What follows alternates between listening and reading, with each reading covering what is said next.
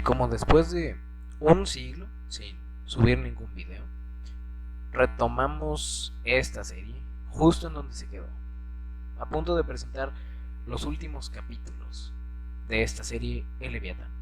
Te invitamos a que nos acompañes y te quedes. Justamente esta es la parte más tal vez teórica o más densa, pero esperamos haberla podido presentar de una manera sencilla de digerir. No habíamos podido subir videos, estar activos lo suficiente en el canal por motivos personales. Realmente el año pasado fue bastante complicado. Sin embargo, estamos deseosos de retomar este trabajo y de echarlo para adelante, especialmente en el contexto del tiempo, el tiempo que estamos viviendo, el tiempo que se acerca. Y justamente vamos a hablar de eso en esta sección, en estos últimos episodios. El Leviatán escatológico. ¿El Leviatán tiene algo que ver en la profecía? Ya hemos visto muchísimo a lo largo de esta serie, pero todavía nos falta algo más que ver. Comenzamos con Amós 9. Pero para llegar a Amós 9 tenemos que tener el preludio, el contexto de Amós 8.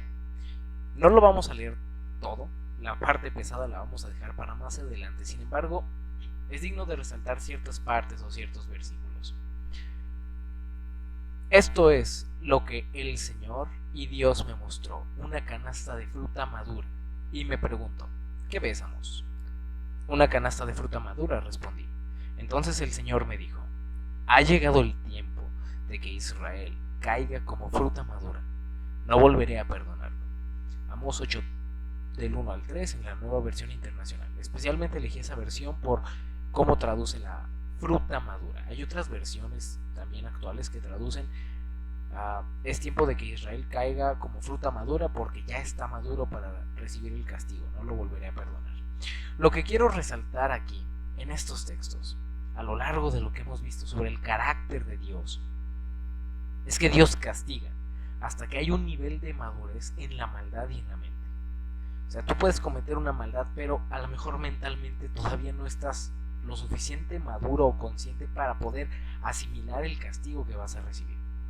Y Dios no es arbitrario cuando te castiga, te tolera hasta que tu misma maldad te hace ver a Dios y a su amor como si Él fuera Satán y te fuera a perjudicar.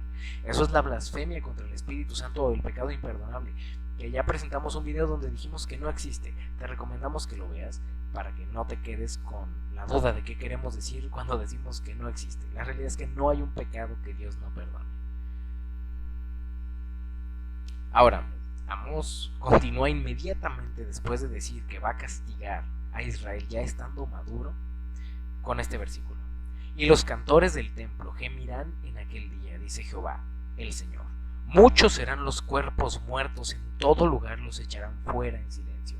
Ahora, si nosotros leemos este texto y somos conscientes de qué está hablando de una de las plagas finales, una de las 7 plagas finales, y el contexto es el tercer templo según Ellen White presentado en el conflicto de los siglos. No lo presentamos en este video, está en la serie Las Venas de la Historia, los invitamos a entrar al canal, la serie Las Venas de la Historia, en el capítulo La Venganza de los Caídos.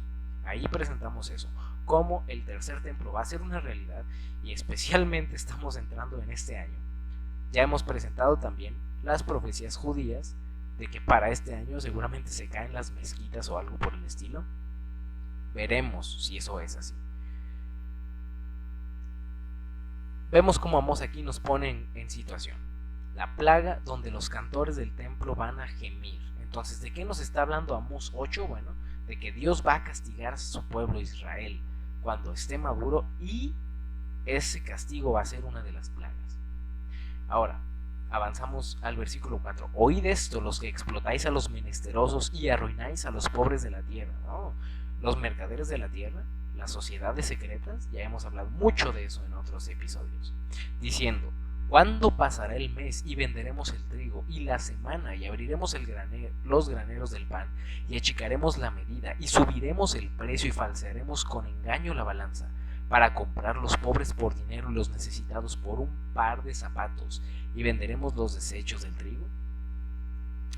Este texto se aplica directamente a lo que es el juicio de los vivos como mes profético de 30 años y a una semana final, el mes y la semana. Proféticos de años. Esto no lo presentamos tampoco aquí, estamos retomando conceptos que ya hemos visto, están en las venas de la historia, justamente en los últimos episodios.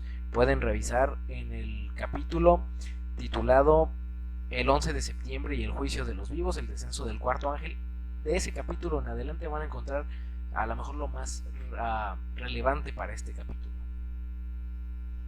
Entonces, el contexto que nos pone son las plagas y los últimos 30 años de la historia. En el contexto de los últimos 30 años de la tierra, en la última semana de la tierra, los últimos 7 años, Dios enviará hambre de su palabra. Eso es lo que a final de cuentas Amós 8 nos termina diciendo. No vamos a leer todo el capítulo, pero en resumen dice que Dios va a enviar hambre de su palabra. Llegará un momento cuando ya no esté disponible para los que la rechazaron y andarán buscándola errantes de mar a mar, dice, sin hallarla. En aquel día llegará la quinta plaga. ¿Cuál es la quinta plaga? Bueno, Amós la describe como el sol ocultándose. Aquí escribí mal Amós. La describe como el sol ocultándose en mediodía y el cielo se cubre de tinieblas. Entonces, el contexto que nos está poniendo Amós 8 es el fin del tiempo, que son los últimos 30 años de la historia. Ya hemos visto de qué año a qué año va. Y todos vuestros cantares se tornarán en lamentaciones, y haré poner cilicio sobre todo lomo, y que se rape toda cabeza, y la volveré como en llanto de unigénito, y su postrimería como día amargo. Eso dice Amós 8:10. ¿Por qué pongo este versículo? Bueno, el contexto que nos habla el capítulo es el juicio de los vivos, llevándonos directamente a las plagas. La quinta plaga es la oscuridad que se derrama sobre el trono de la bestia. Una lectura superficial identificaría al Vaticano, como muchos adventistas lo hacen. Creen que esta oscuridad se va a derramar en el Vaticano.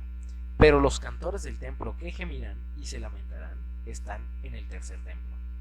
Cuando nosotros leemos este versículo, dice que vuestros cantares se tornarán en lamentaciones. ¿De qué cantores nos está hablando en el versículo 3? De los del templo.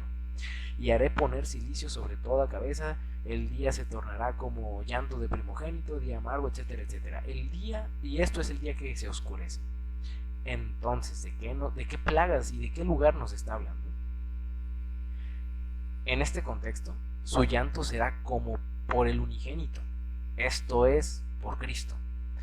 Por tanto, el trono de la bestia se situará en Jerusalén, porque nos está hablando aquí de que el día oscuro y los cantores que se tornan en lamentaciones es en Jerusalén. Y de hecho, Zacarías nos lo cita otra vez.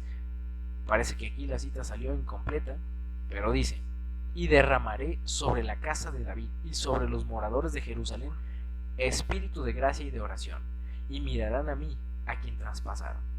Aquí directamente nos dice de qué lugar está hablando, de Jerusalén.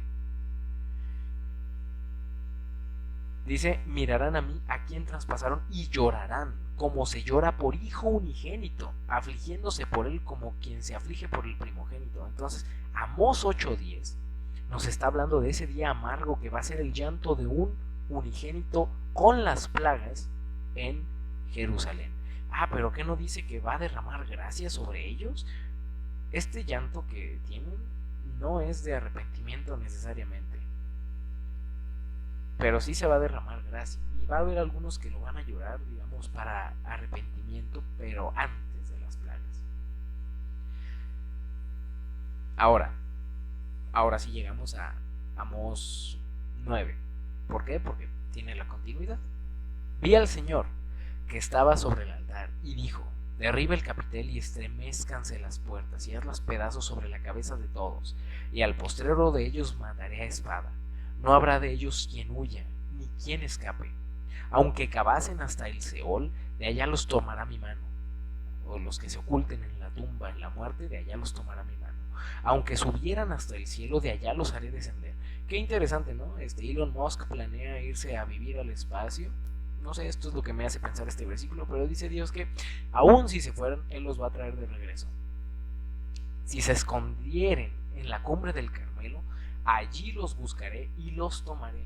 El Carmelo nos recuerda el valle de Jezreel, el monte de Megiddo, la batalla de Armagedón. Allí los buscaré y los tomaré. Aunque se escondieren delante de mis ojos en lo profundo del mar, allí mandaré a la serpiente y los morderá. Y por fin apareció el susodicho Leviatán. Si se esconden en lo profundo del mar, ¿qué serpiente va a mandar? Una que vive en el mar, en lo profundo, en el abismo, y los va a morder. Si fueren en cautiverio delante de sus enemigos, allí mandaré la espada y los matará, y pondré sobre ellos mis ojos para mal y no para bien. Estamos viendo el carácter serpentino o dracónico de Cristo y vemos cómo se manifiesta el juicio que va a ejecutar. Y de este no van a escapar. Ahí se ve Cristo, esa serpiente que muerde. Ya hemos visto anteriormente cómo es como un veneno para gracia, pero para los malos es perdición. Les recomiendo ver la serie desde el principio. Sin embargo, es digno de notar que en la Biblia Isaías nos habla de cómo Dios arroja nuestros pecados al fondo del mar y no se acuerda de ellos. Pero ¿y si nosotros nos ocultamos con nuestros pecados? Si nos vamos y nos ocultamos en el fondo del mar, la serpiente te encontrará.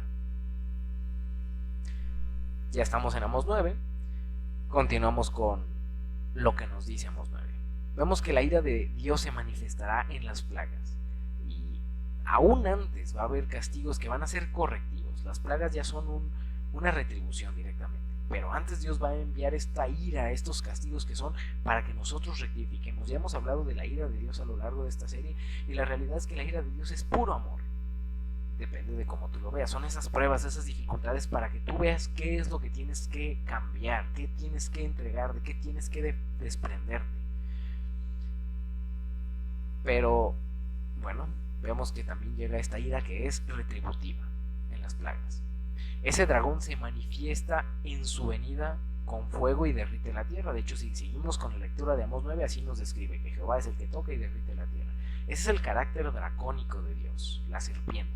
Recordemos, Satanás como dragón no se inventó nada, lo está copiando. Dios es el que creó el dragón, la serpiente. Dios creó a Leviatán. Los versículos 8 al 10 describen los juicios que Dios ejecutará sobre los judíos, pero dice que no perecerán todos, algunos serán salvos. Recordemos lo que dice Zacarías: enviará gracia y van a llorar para arrepentirse. El juicio investigador o zarandeo que se va a realizar en este último mes de años, este último mes profético, desde 2001, empieza en 2001, estos 30 años proféticos, va a revelar, va a diferenciar el trigo y la cizaña. Entonces ahí, en este lapso de tiempo, en este mes, especialmente en esta última semana, es cuando Dios va a separar trigo y cizaña, especialmente en los judíos. Versículo 11 de Amós 9: y en aquel día yo levantaré el tabernáculo. Disculpen, me estoy saltando un poquito. En los versículos 8 al 10 se nos dice que Dios va a realizar una criba, un zarandeo en el pueblo. Y esto aplica tanto para adventistas, pero especialmente a los judíos, porque los judíos en el tiempo del fin es un tema que va a tener relevancia, especialmente en Jerusalén, porque allí es donde va a estar el templo, ahí es donde van a caer estas plagas. Entonces, en este último mes, en esta última semana, el zarandeo se va a enfocar mucho en este lugar, para separar trigo y cizaña de los judíos. En aquel tiempo yo levantaré el tabernáculo caído de David y cerraré sus portillos y levantaré sus ruinas y lo edificaré como en el tiempo pasado. A final de cuentas, los judíos salvos, los judíos que sean trigo, se unirán al pregón adventista de los adventistas que resulten ser trigo también, que continúen en el mensaje del tercer y del cuarto ángel. Y bueno, se restaurarán las verdades, porque es lo que dice: yo levantaré el tabernáculo caído de David y cerraré sus portillos. Se levantarán, se restaurarán las verdades, se cerrarán los portillos en la ley divina, especialmente en el contexto de que la ley de Dios será atacada, especialmente el cuarto mandamiento. Entonces los judíos se van a unir a esto porque tenemos eso en común, los 10 mandamientos, y ahora con Cristo de por medio. Y finalmente, bueno, van a ser parte de la restauración del Israel verdadero de Dios en la Nueva Jerusalén tras la segunda venida. Y básicamente acabamos de ver Amós 9 y cómo el Leviatán tiene algo que ver en el castigo de Dios. ¿Cómo el Leviatán se manifiesta aquí? Bueno, el Leviatán va a ser Cristo castigando a Israel, primero mostrándoles su misericordia en el versículo 8, en el capítulo 8, versículos 1 al 2, y explicando que cuando estén maduros van a recibir ese castigo, y la plaga, donde los cantores del templo van a gemir, es cuando va a calentarse la tierra precisamente. Va a arder la tierra, se secaron los pastos. Elena de White lo describe tomando varios textos del Antiguo Testamento. Entonces Dios va a manifestar su carácter dracónico. Y bueno, a partir de aquí vamos a continuar con otras profecías. Las siguientes son más complicadas, son más largas, a veces extensas, un poco tediosas, pero necesitamos cimentar esto. ¿Por qué?